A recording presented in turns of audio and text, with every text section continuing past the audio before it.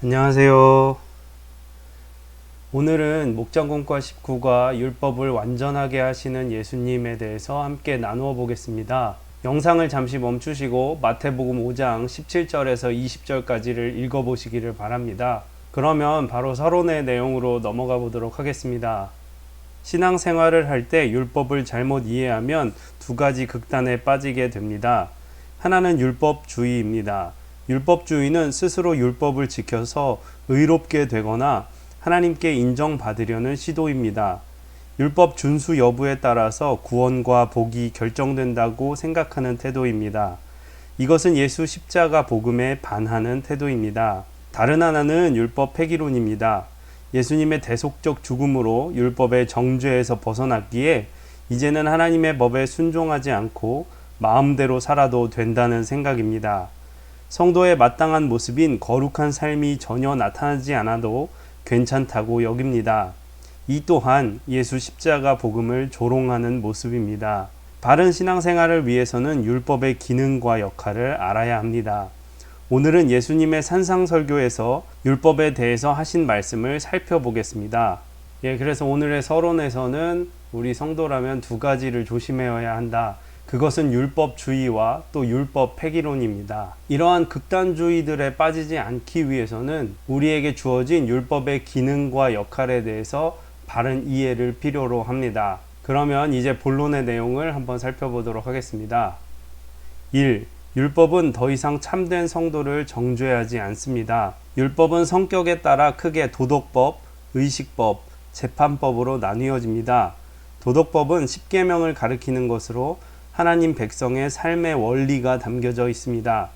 의식법은 제사법, 절기법, 정결법, 음식법에 관한 규정입니다. 재판법은 재판을 위한 법입니다. 예수님은 율법을 폐하러 온 것이 아니요 완전케 하려 한다고 말씀하셨습니다. 구약에서는 하나님께 나아가기 위해서는 율법을 지켜야 했습니다.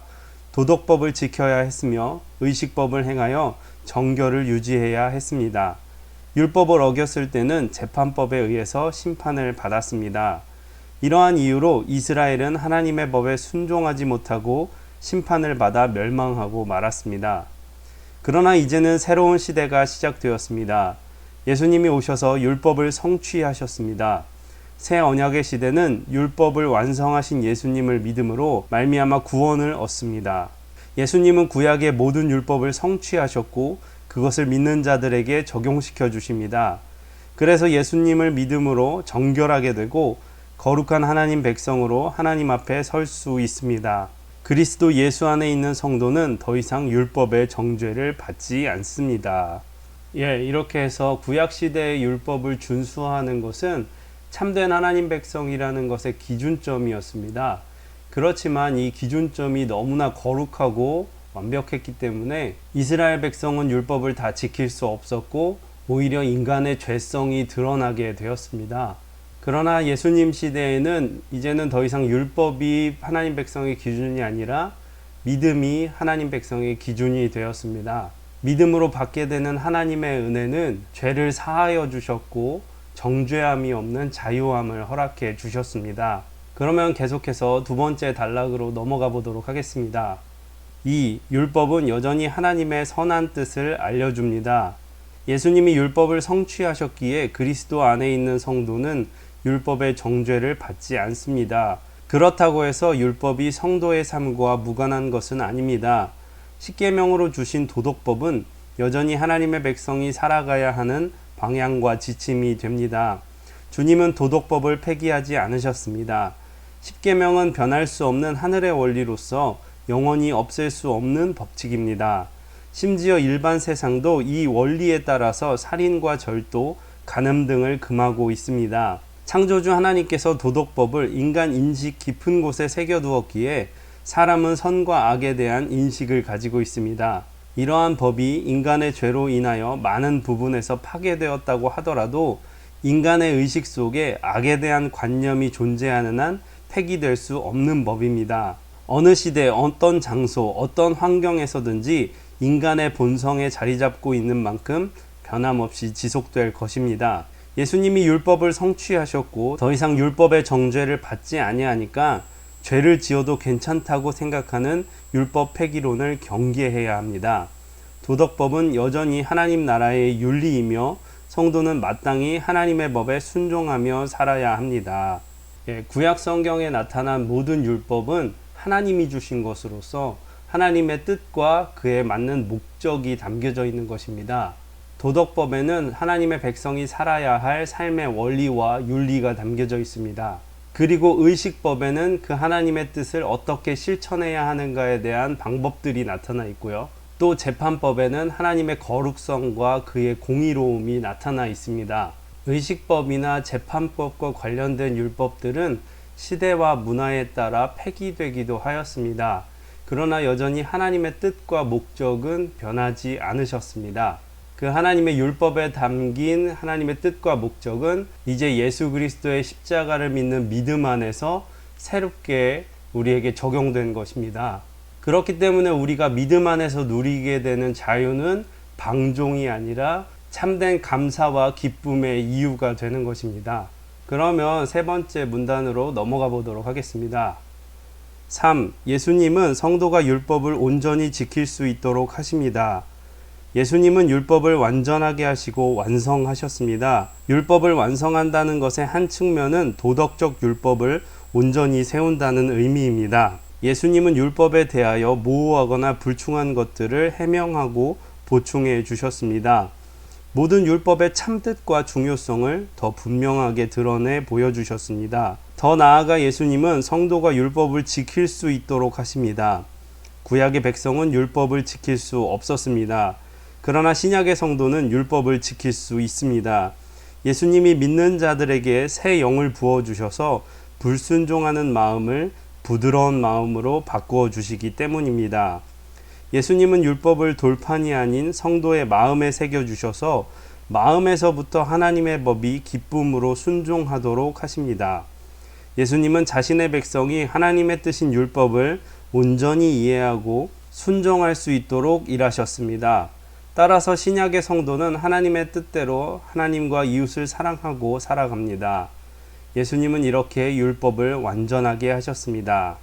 구약의 율법이 억지로 혹은 자신의 만족을 위해서 지켜져 왔다면 신약의 성도들은 예수님의 은혜와 사랑 안에서 성령의 인도하심으로 말미암아 자발적으로 율법에 담긴 하나님의 뜻을 실천하고 살아가고자 하는 마음을 주신 것입니다.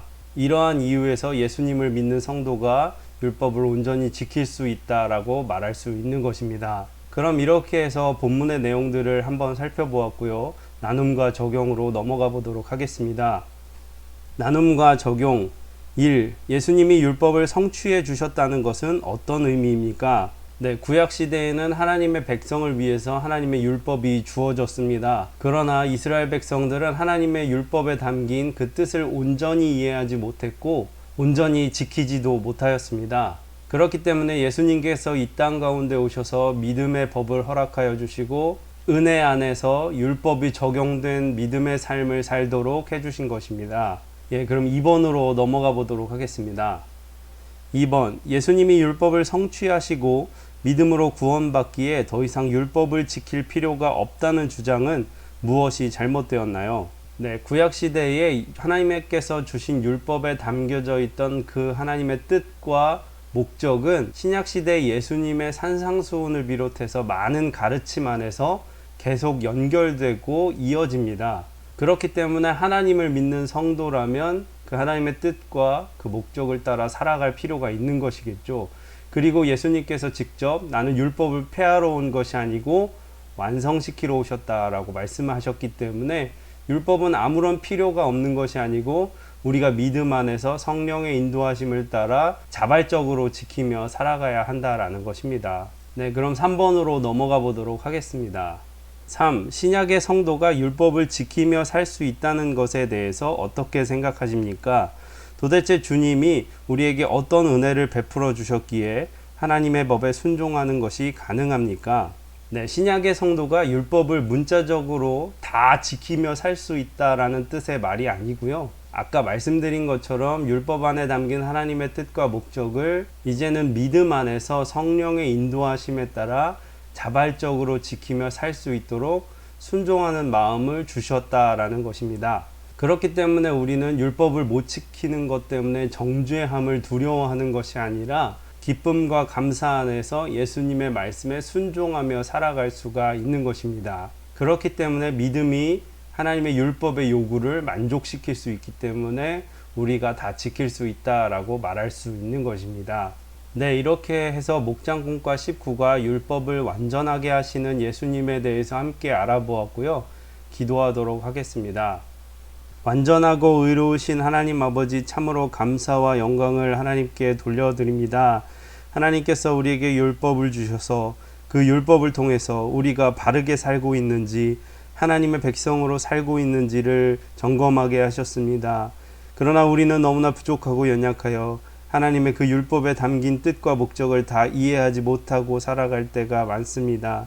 하나님, 우리가 이제는 믿음 안에서 그 하나님의 뜻을 발견하고 성령의 인도하심에 순종하며 기쁨과 감사와 또 자발적인 마음으로 하나님의 뜻에 순종하며 살아갈 수 있도록 도와주시옵소서.